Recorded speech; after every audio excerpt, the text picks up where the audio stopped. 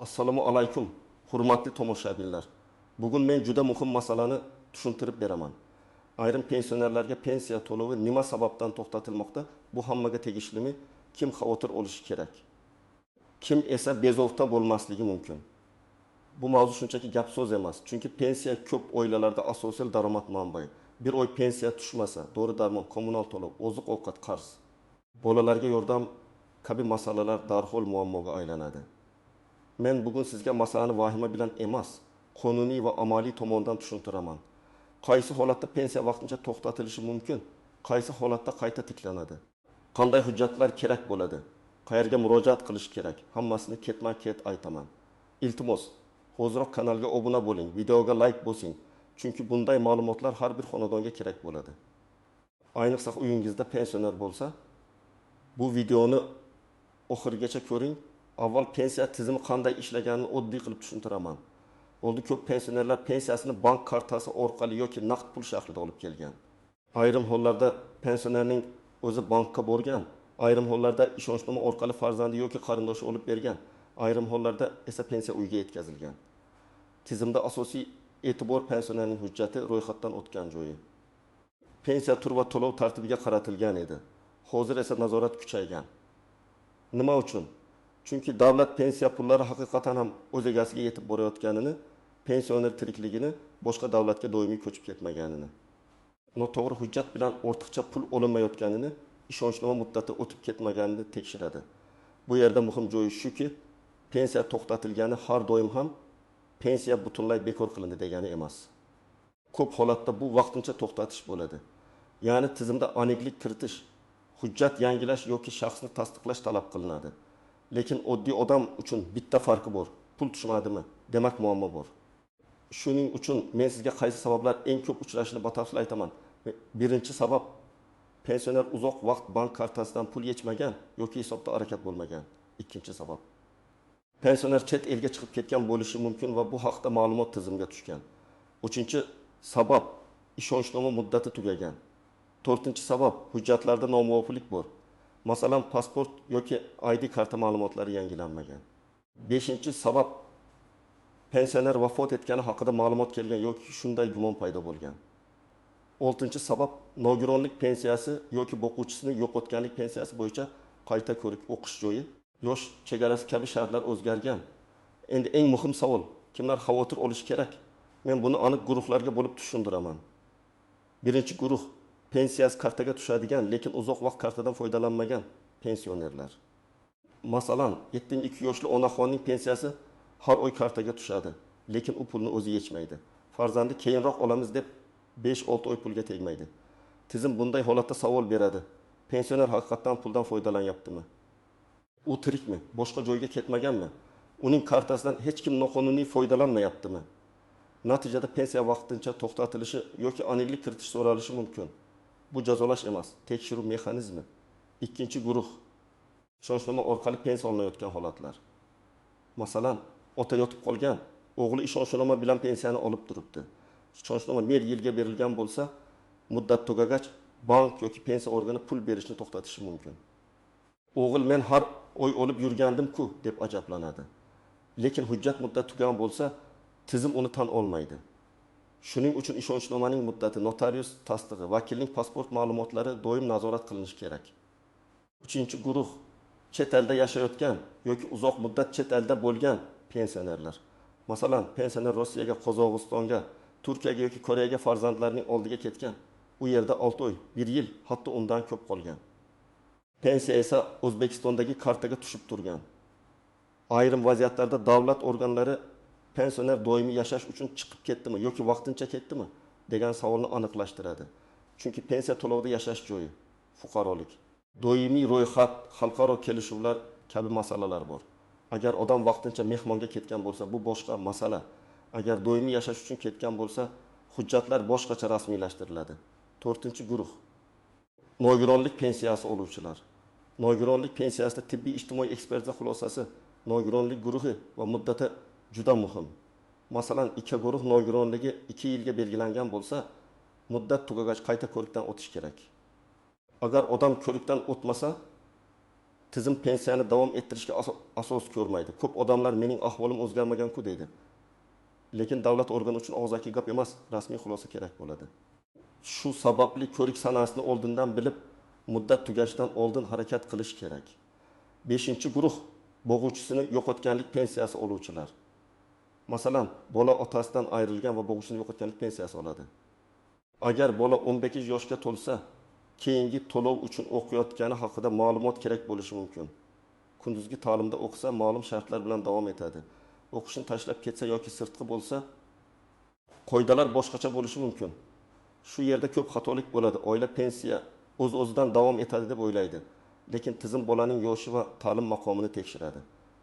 Endi kimlar xavotir olmasligi mumkin? Agar siz pensiyani muntazam olayotgan bo'lsangiz, karta ishlatyapsiz, pasport yoki ID ma'lumotingiz yangilangan, ro'yxatdan o'tgan joyingiz aniq, chet elga doimiy ketmagan bo'lsangiz, ishonchnoma bilan muammo bo'lmasa, unda vahima qilishga asos yo'q. Lekin shunga qaramay, men hamma pensionerlarga kamida yiliga bir marta o'z ma'lumotlarini tekshirtirishni maslahat beraman. Chunki bitta raqam xatosi ham pul kechikishiga sabab bo'lishi mumkin. Birinchi misol, To'g'ir aka 68 yoshda, pensiyasi 1.600.000 so'm. U qishloqda yashaydi. Kartani ishlatishni yaxshi bilmaydi. Pensiyasi kartaga tushadi, lekin kartani nevarasi olib yuradi. 3 oy pul yechilmaydi. Keyin birdan bankda muammo chiqadi. To'g'ir aka pensiyamni to'xtatish deb o'ylaydi. Aslida esa tizimda shaxsni tasdiqlash kerak bo'lgan. To'g'ir aka ID kartasi bilan banka va pensiya bo'limiga borib, ma'lumotlarni tasdiqlaydi. Keyingi oy pensiya tiklanadi, oldingi to'lanmagan oylar ham qayta hisoblanishi mumkin. Ikkinchi misol, Ma'mura opa 75 yoshda, qizi Turkiyada yashaydi. Onasi 8 oy qizining oldida bo'lgan. O'zbekistondagi pensiya kartaga tushib turgan. Lekin keyin to'lov to'xtagan. Sabab pensionerning uzoq muddat chet elda bo'lgani bo'yicha tekshiruv boshlangan. Bunday holatda Ma'mura opa yoki uning vakili pensiya jamg'armasiga murojaat qilib, vaqtincha safarda bo'lganini, doimiy yashash uchun chiqmaganini, hujjatlarni tasdiqlash kerak. Agar hammasi qonuniy bo'lsa, to'lov tiklanadi. Uchinchi misol, Olimjon aka nogironlik pensiyasi oladi. Uning nogironlik muddati 1 iyunda tugagan, u esa kasal bo'lib yurib, qayta ko'rikdan o'tmagan. Iyulda pensiya tushmaydi. U hukumat pensiyani bekor qildi deb o'ylaydi. Aslida sabab aniq, tibbiy xulosa muddati tugagan. U tibbiy ijtimoiy ekspertizadan qayta o'tadi. Guruh tasdiqlansa, pensiya yana tayinlanadi. Ba'zi holatda uzilish davri ham hujjatlarga qarab qayta ko'rib chiqiladi. 4-misol, 19 yoshli talaba o'quvchisini yo'qotganlik pensiyasi olgan. Maktabni tugatib, oliygohga kirgan, lekin o'qish joyidan ma'lumotnoma vaqtida topshirilmagan. Tizimda u endi 15 yoshdan oshgan shaxs sifatida ko'rinadi va to'lov to'xtaydi. Talaba kunduzgi bo'limda o'qiyotganini tasdiqlovchi ma'lumotnoma olib boradi. Shundan so'ng masala qayta ko'riladi. Endi ko'pchilik bilmaydigan nozik jihatlarga o'tamiz. Birinchi nozik jihat, pensiya to'xtatilishi bilan pensiya bekor qilinishi bir xil emas. To'xtatish vaqtinchalik jarayon bo'lishi mumkin. Bekor qilish esa qonuniy asos yo'qolganda bo'ladi. Masalan, nogironlik guruhi bekor qilinsa, o'qish tugasa, pensioner vafot etsa, noto'g'ri hujjat bilan pensiya tayinlangani aniqlansa, unda masala jiddiyroq. Ikkinchi nozik jihat, ortiqcha to'langan pensiya qaytarilishi mumkin. Bu juda muhim. Masalan, pensioner vafot etgan, lekin kartadan yana 2 oy pensiya yechilgan. Yoki boquvchisini yo'qotganlik pensiya oluvchi bola o'qishni tashlagan. Lekin o'ylab bu haqda xabar bermagan. Keyin tekshiruvda aniqlansa, ortiqcha olingan summa qaytarilishi talab qilinadi. 2 oy 1.500.000 so'mdan bo'lsa, 3 million so'm qarz chiqadi. Agar uzoq muddat bo'lsa, summa kattalashadi. Shu sababli tushib tursa olaylik degan yondashuv xavfli. 3-nozik jihat, bank kartasi boshqa odam qo'lida bo'lsa, mas'uliyat ham paydo bo'ladi. Men ko'p ko'rgan holat ota-onaning kartasi farzandida. Pensioner qancha pul tushayotganini bilmaydi. Bu oilaviy ishonch masalasi bo'lishi mumkin, lekin qonuniy va moliyaviy tomondan xavf bor. Pensioner o'z pensiya miqdorini bilishi kerak. Har oy qancha tushdi, qancha yechildi? Komissiya bormi? Qarzdorlik ushlab qolindimi? Bularni nazorat qilish zarur. Chunki ertaga nizo chiqsa, men bilmaganman deyish yetarli bo'lmasligi mumkin. 4-nozik jihat, yashash manzili o'zgarganda xabar berish kerak. Masalan, pensioner Samarqanddan Toshkentga farzandining uyiga ko'chib keldi. Ro'yxat masalasi, pensiya hujjatlari, bank filiali o'zgarishi, tibbiy hujjatlar barchasi ta'sir qilishi mumkin. Hamma holatda pensiya to'xtaydi demayman. Lekin ma'lumotlar yangilanmasa, kechikish bo'lishi mumkin. Ayniqsa uyga yetkazib beriladigan pensiyalarda manzil juda muhim. 5-nozik jihat, pasport, ID karta, familiya yoki ism o'zgarganda tizimda moslik bo'lishi kerak. Masalan, ayol kishi turmushga chiqib familiyasini o'zgartirgan, lekin ayrim hujjatlarda eski familiya, ayrimlarda yangi familiya turibdi. Yoki lotin va kiril yozuvida ism boshqacha kiritilgan. Masalan, Gulnora bir joyda Gulnora bo'lib ketgan. Bunday mayda ko'ringan xatolar ham to'lovlarda tekshiruvga sabab bo'ladi. 6-nozik jihat. Pensiya miqdori kamaygan bo'lsa, bu ham alohida tekshirilishi kerak. Ba'zan odamlar pensiyam to'xtadi deydi. Aslida pensiya tushgan, lekin undan qarzdorlik, aliment, sud ijrosi, kredit yoki ortiqcha to'langan summani ushlab qolish bo'lgan. Shuning uchun avval bankdan ko'chirma olish kerak. Qachon pul tushgan, qancha tushgan, nima ushlangan, hammasi ko'rinadi. 7-nozik jihat, firibgarlardan ehtiyot bo'lish kerak. Pensiya to'xtadi degan vahimali xabarlar chiqqanda, ayrim odamlar men hal qilib beraman. Pensiyangizni oshtiraman. Hukumatdagi tanishim bor deb pul so'raydi. Hech qachon bunday odamlarga ishonmang.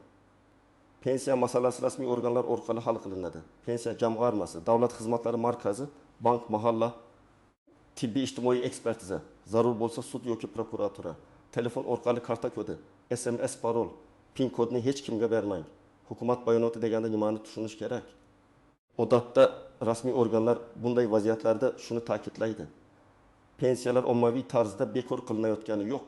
Faqat qonuniy asoslar bo'yicha tekshiruv, hujjatlarni yangilash yoki ma'lumotlarni solishtirish amalga oshiriladi. Ya'ni hamma pensionerlarning pensiyasi birdan to'xtatiladi degan gap noto'g'ri.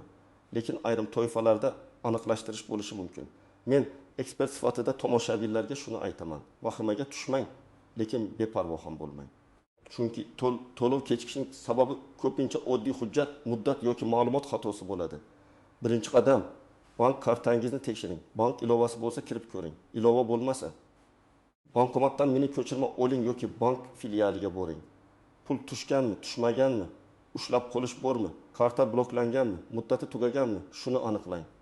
Ba'zan pensiya tushgan bo'ladi. Lekin karta muddati tugagani uchun puldan foydalana olmaysiz.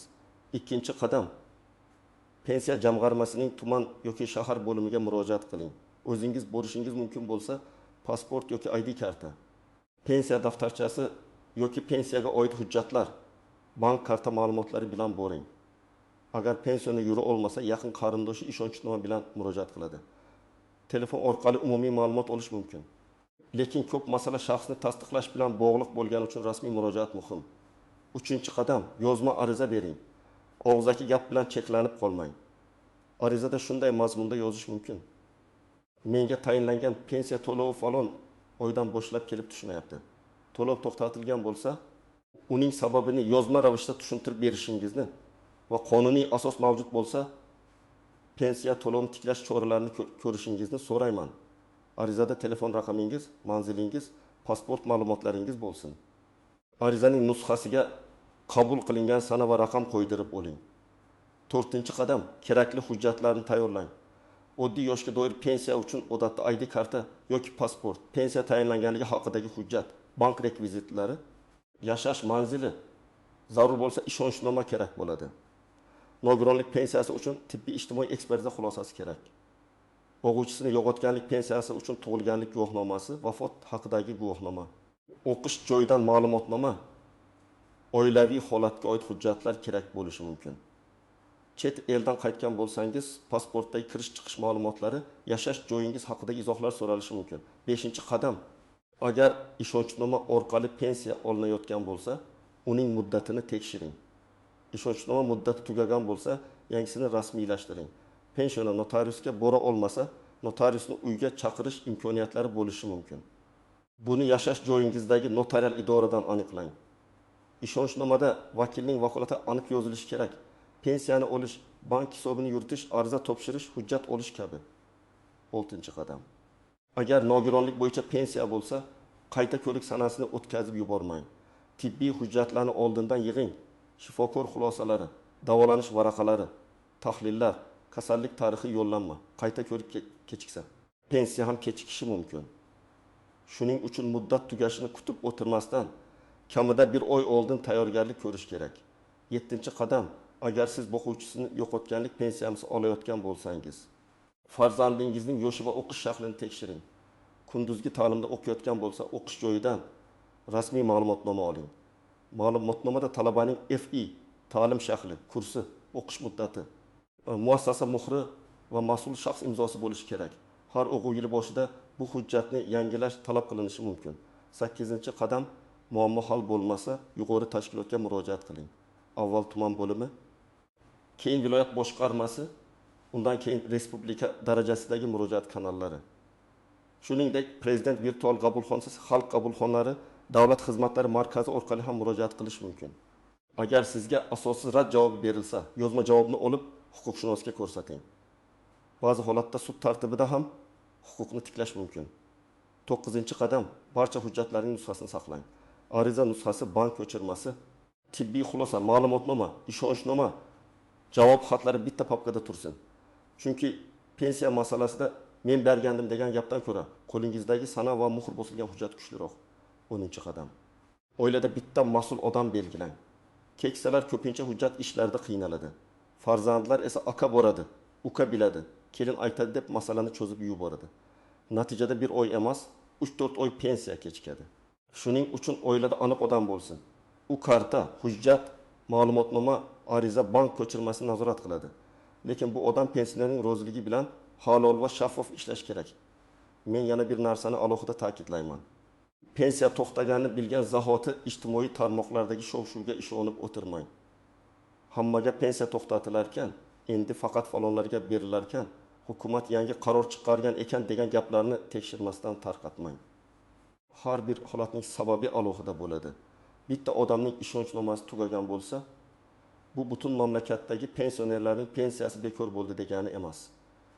Bitta talabaning ma'lumotnomasi topshirilmagan bo'lsa, bu ham umumiy qoida emas. Lekin davlat organlari ham oddiy odamlarga tushunarliroq izoh berish kerak. Uchun pul tushmaganini ko'rsa, u qonun moddasini qidirmaydi. U dorisini qanday olishini o'ylaydi. Shuning uchun men har doim aytaman, pensiya organlari yozma tushuntirishni aniq, sodda va tez berish kerak.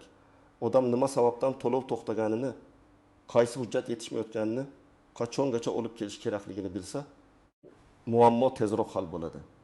Xulosa qilib aytsam, pensionerlarga pensiya ommaviy tarzda bekor qilinyapti deb vayma qilish kerak emas. Lekin pensiya to'lovi vaqtincha to'xtatilishi mumkin bo'lgan holatlar bor. Hujjat muddati tugashi, shaxsni tasdiqlash zarurati, chet elda uzoq bo'lish, nogironlik ko'rigi, boquvchisini yo'qotganlik pensiyasida yosh va o'qish sharti, ishonchnoma muddati, bank kartasi muammosi yoki ortiqcha to'lov masalasi. Agar pensiyangiz tushmasa, avval bankni tekshiring, keyin pensiya jamg'armasiga yozma murojaat qiling, hujjatlarni to'plang, sababini rasmiy ravishda oling va qonuniy yo'l bilan tiklatishga harakat qiling. Eng asosiysi, firibgarlarga pul bermang. SMS kod va karta ma'lumotlarini hech kimga aytmang. Hurmatli tomoshabinlar, sizning oilangizda ham pensiya kechikishi, to'xtashi yoki hujjat bilan bog'liq muammo bo'lganmi? Izohlarda yozib qoldiring, boshqalarga ham foydasi tegadi. Videoga like bosing, kanalga obuna bo'ling va yaqinlaringizga yuboring. Chunki bugungi ma'lumot ayniqsa keksalarimiz, ota-onalarimiz va ularning farzandlari uchun juda muhim.